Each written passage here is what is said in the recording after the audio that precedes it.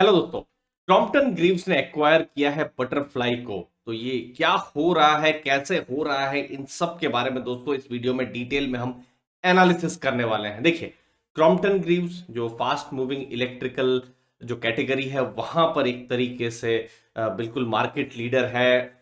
जो भी आप फैन या इलेक्ट्रिकल इक्विपमेंट्स वहां पर उनकी बात करें तो वहां पर है। और बटरफ्लाई जब हम किचन वेयर्स की बात करते हैं और स्पेशली साउथ इंडिया में, वहां पर एक बहुत बड़ा नाम है। तो यहां पर सिनर्जी हुई है और क्रॉम्पटन ग्रीव्स इनका 81% हिस्सा खरीदेगा। तो यहां पर कैलकुलेशन कुछ इस हिसाब से होगा। 55% जो शेयर है, जो स्टेक है, 1403 रुपए के जो भी प्राइस है वहां पर होने वाला है। फिर उसके बाद ओपन ऑफर दिया जाएगा बाकी के 26% के लिए। मतलब अगर समझ लीजिए आप बटरफ्लाई के शेयर होल्डर है तो आपके लिए ओपन ऑफर रहेगा, तो वो 1433.90 के प्राइस में रहेगा, जो बाकी का 26% के लिए रहेगा।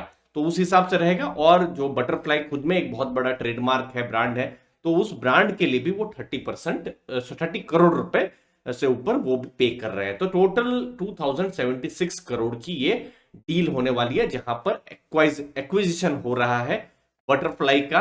कौन कर रहा है?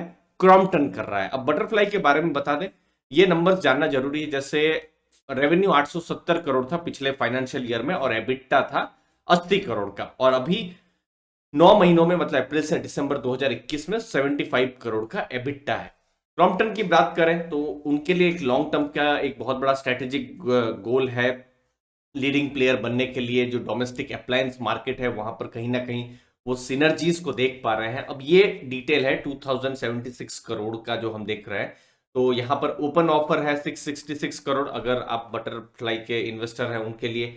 फिर जो बाकी का जो एक्विजिशन होने वाला है, ट्रेडमार्क होने वाला है, तो इन सब का अगर आप देखेंगे तो टोटल 55 प्लस 26 81% का ये रहेगा। तो ये कहीं ना कहीं ये आईसीआईसीआई सिक्योरिटीज की रिपोर्ट है, जहां पर उन्होंने कहा है कि एक बहुत ही अर्निंग्स को बढ़ाएगा, क्योंकि सिनर्जी कहीं ना कहीं होगी। डिस्ट्रीब्यूशन में सिनर्जी हो सकती है, साउथ इंडिया में क्रॉम्पटन का ब्रांड जाएगा, ये सब कुछ अर्निंग के लिए अच्छा है। अभी आप देखेंगे क्रॉम्पटन ने ये जो डील ली है, तो बटरफ्लाई की अगर हम बात करें तो मार्केट कैप लगभग 2500 करोड़ के आसपास है। और सेल्स हमने देखा, अगर मैं टीटीएम के बेसिस में देखूं, मतलब ट्रेलिंग 12 महीनों के हिसाब से, तो 1100 करोड़ के आसपास है। तो total 2.3 2.4 X market cap to sales है अभी फिलहाल, आप देख सकते हैं। तो यहां पर ये एक ठीक ठाक सेल्स है, मतलब जरा सा महंगा आप कह सकते हैं, बट स्टिल ये बहुत महंगा भी नहीं है। तो क्रॉम्पटन को यहां पर एक साउथ इंडिया में एक एंट्री मिल सकती है, बहुत बड़ा एडवांटेज है। उनके डिस्ट्रीब्यूशन में वहां पर हेल्प मिल सकती है। रॉ मटेरियल सोर्सिंग, अब चूंकि क्रॉम्पटन के भी ब्रांड्स हैं और बटरफ्लाई के भी ब्रांड्स हैं, तो वहां पर सिनर्जीज आ सकती है। डिस्ट्रीब्यूशन में सिनर्जीज आ सकती है, मीडिया कैंपेन में सिनर्जीज आ सकती है। तो ये सब कुछ चीजें हैं। तो इन सब को देखते हुए आईसीआईसीआई ने 504 का टारगेट दिया है दोस्तों। अभी और भी बहुत सारी मुझे लगता है रिसर्च रिपोर्ट आएगी, तो जैसे जैसे नई नई रिसर्च रिपोर्ट आएगी, डेटा आएंगे, मैं आपके सामने शेयर करता रहूंगा, बताता रहूंगा। तो फिलहाल इस हिसाब से है। एक्विजिशन भी जो कर रहे हैं, बटरफ्लाई का भी भाव आप 1400 के आसपास ही अभी आपको देखने को मिलेगा, तो लगभग उसी प्राइस के आसपास एक्वायर वो कर रहे हैं। मतलब बहुत बड़ा प्रीमियम या बहुत बड़ा डिस्काउंट जैसा नहीं है। क्रॉम्पटन ब्रांड है, जनरली मेन के साथ बहुत, क्योंकि इलेक्ट्रिकल है तो जनरली ये माना गया है राइट टू विन का एक बहुत बड़ा कॉन्सेप्ट होता है। तो मेंस के साथ क्रॉम्पटन ब्रांड के साथ एक एसोसिएशन है।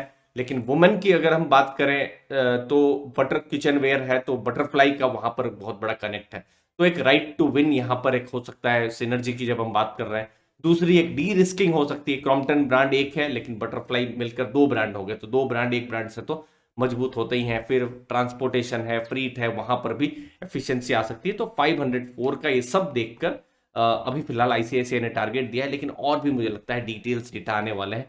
अगर हम वैल्यूएशन के हिसाब से अगर हम बात करें तो क्रॉम्पटन अपने हिस्टोरिकल वैल्यूएशन से थोड़ा सा ही नीचे ट्रेड कर रहा है। हमने देखा है मार्केट में बहुत बड़ा बुल रन रहा है, लेकिन उसके बाद हमने देखा है अभी पिछले, अगर हम 6 महीनों में देखें तो क्रॉम्पटन का प्राइस भी आप देखेंगे, स्टॉक प्राइस भी नीचे गिरा हुआ है और वही वैल्यूएशन को भी नीचे लाया है, लेकिन उतना भी वैल्यूएशन नीचे नहीं गया है। बट ऐसा माना जा रहा है कि अब सिनर्जी के कारण एक प्रीमियम वैल्यूएशन भी क्रॉम्पटन के द्वारा हमको देखने को मिल सकता है दोस्तों। तो ये एक इंपॉर्टेंट चीज है।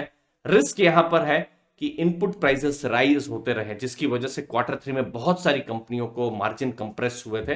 तो ये एक बहुत बड़ा रिस्क है, चाहे वो FMEG वाला बिजनेस हो या किचनवेयर वाला बिजनेस हो। नए प्रोडक्ट लॉन्च करने में लेट हुआ वो, और कंपटीशन, ये कुछ रिस्क है।